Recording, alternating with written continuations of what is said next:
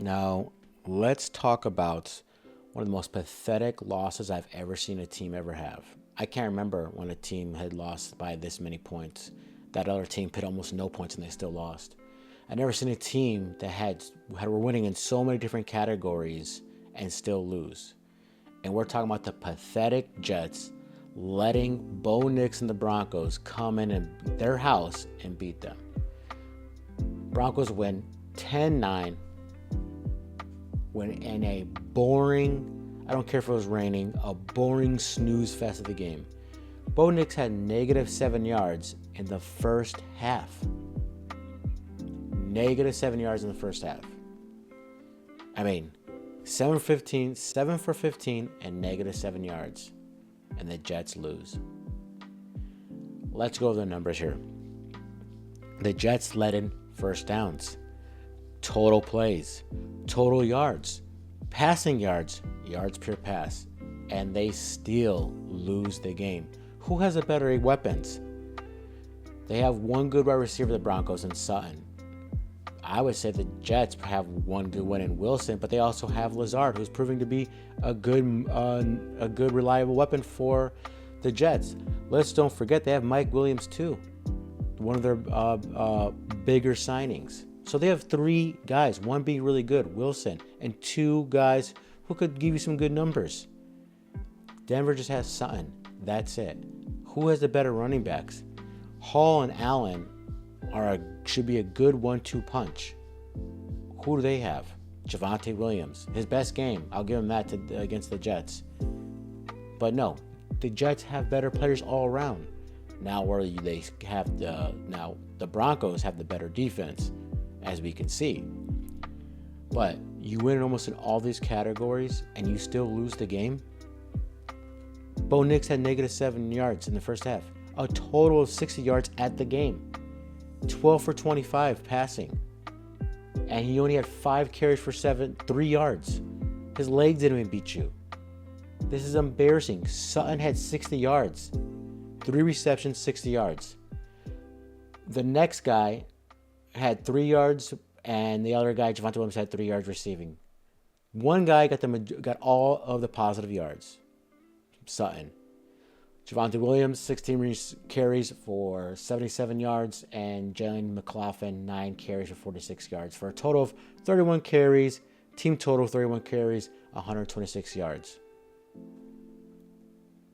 Unreal. If the game's so close, why aren't the Jets running more? Here's another question for you. The Jets were always ahead until the third quarter. They were up 6-0. And why did they only run the ball 23 times for 64 yards? Allen ran 8 carries and Breece Hall ran 10 carries. Breece Hall needs 15 to 20 and Allen needs 10 to 12. Rodgers had 5 carries for 26 yards. I don't care if you're not getting to him. I know the Jets are out. One of the right tackles are out. You need to run the ball more. I don't understand. So this is one of the most pathetic losses I've seen in a long time. You let a quarterback who's inaccurate as hell, who didn't even use his legs to beat you, and they come in your house and they beat you by 1 point. Embarrassing. That's why the Jets will always be the Jets. Bad run organization. That their head coach needs to just become a defensive coordinator again.